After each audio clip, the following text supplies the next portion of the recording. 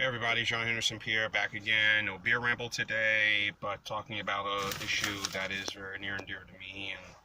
And as you saw my other two videos, my battles with depression. Today I want to talk about some of the myths of depression or mental health. Some of the myths that many to this day sadly still feel still exists.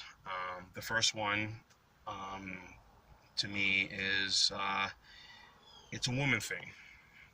Or the fact that, or maybe if you're an African American, many people who in our community think it's a white person thing, and I don't believe that's the case. I think that women do suffer from this, as is all women, no matter what race, but it is a thing that does trigger. I don't say it doesn't trigger it, but it's that if you're a guy, you can't show that side, because remember, you have to be the leader. You got to be the sort of the hero. You got to be the strong person. You can't show any vulnerability. You can't show any weakness. And that's sort of kind of the sad, unfortunate view of it. And I don't think that's the case. I think many women, many men who've gone through it undiagnosed, who've unfortunately have ended up doing things that they should not have done, or end up doing something very selfish, and put themselves in a position now where they're no longer with their families. And so to say it's just a women's thing is just total crap. It is not. Men go through it too, but they have to seem to be very quiet and silent about it, so which is kind of unfair. The other myth is that, well, you're going through depression because you're in a sad situation, like whether it be a death of a family member or a friend, or maybe your job, you just lost your job, or maybe your car, your house went on fire, whatever it is. No, even though could trigger it, but there are other situations where you could be walking and just all of a sudden just feel sad about something, and it's happened to me on many occasions. For whatever the reason, I don't know. But that the main thing is why you get sad. Those are the main reasons, but you can get back to your old self again within just in a matter of time. And I think that for any of us who may have gone through some sad situations, but just things that just may bring you down, bring you sad, just make you upset, make you unhappy. And I've had that many times where I will, I'm at work or whatever, at home, and I'll just get into a very down situation, and it just pops in my head, or whatever it is, or just something,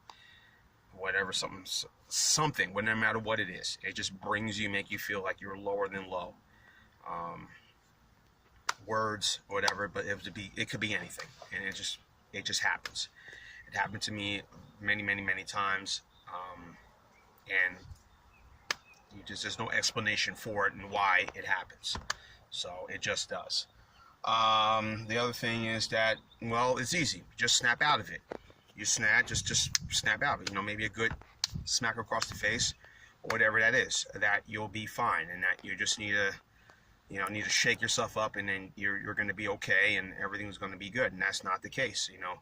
Yeah, you may be fine for that one day, but then there'll be a couple of other days that you're going to feel, you just don't want to get out of bed. You just don't want to feel like you want to go on and feel like you want to live.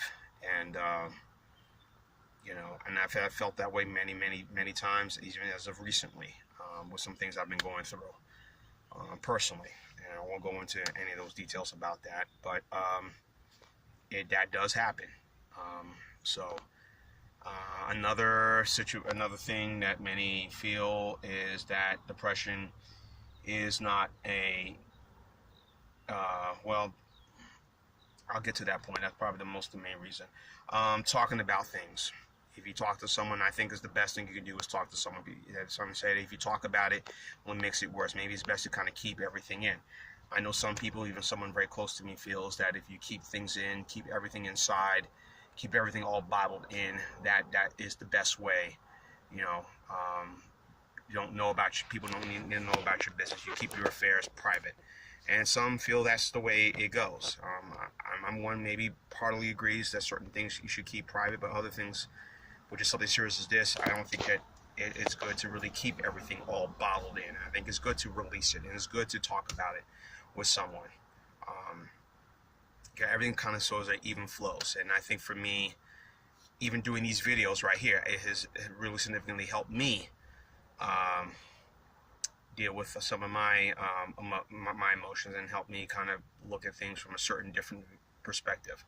And some, like a sounding board I can get from someone, whether it be whether it be my therapist who I talk to every 2 weeks, or it could be my brothers, or it could be whomever, and just getting that, all those feelings out of me, and getting all those thoughts helps out tremendously.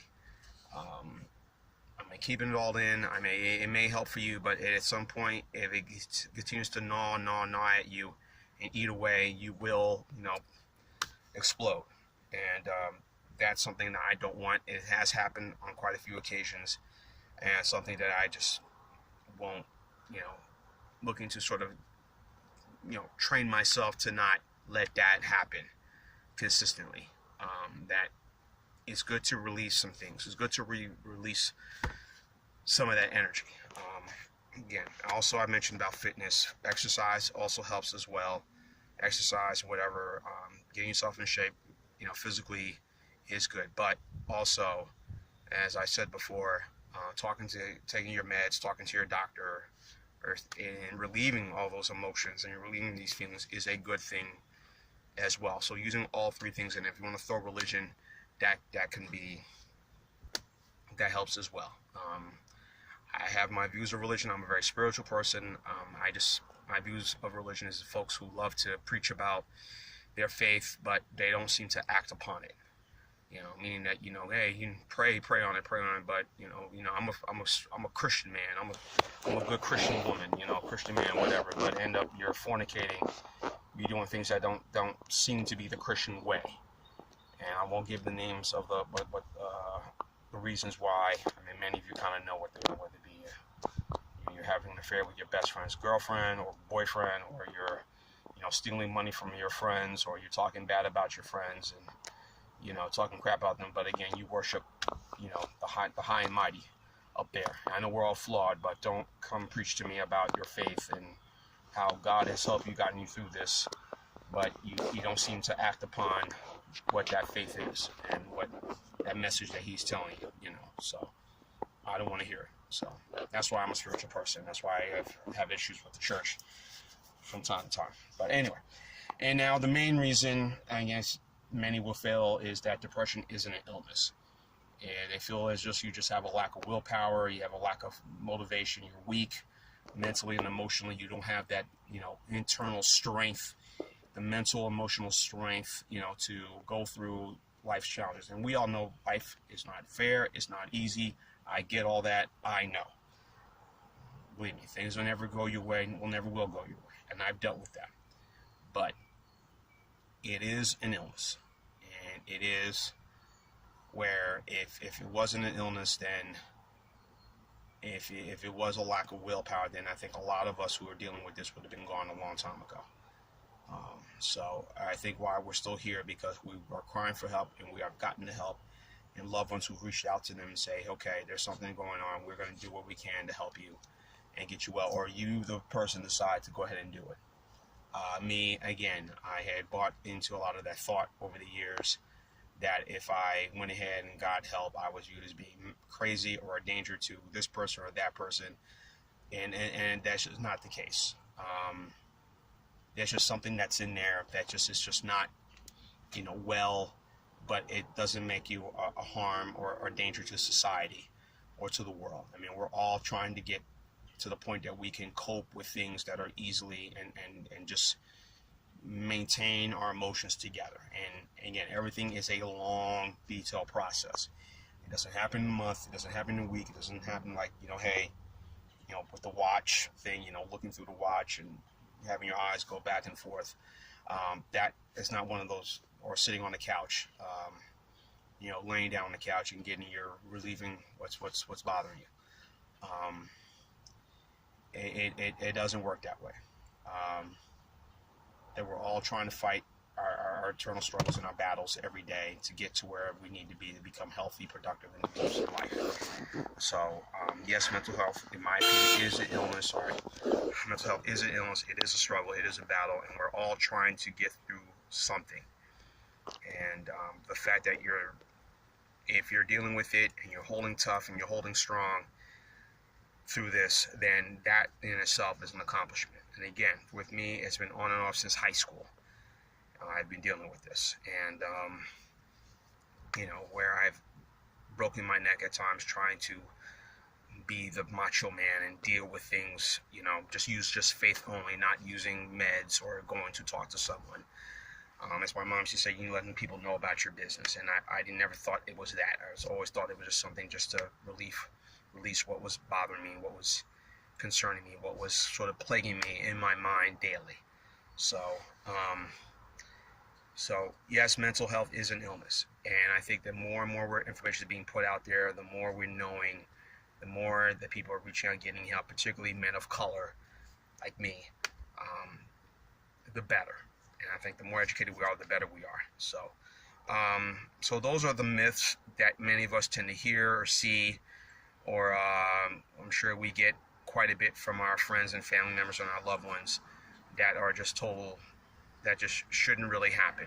I think we're all making it, and we all want to get better. This is not a choice. It's not something we ask for. It's not something we want. We're all trying to get better. So, all right, I'm running over my time right now. So those are the myths that are not true, but it is what it is. So anyway, Sean Anderson Pierre, Beer Ramble, talking about the myths of depression. So keep on watching as always. Cheers. Keep going. Be strong. Live life.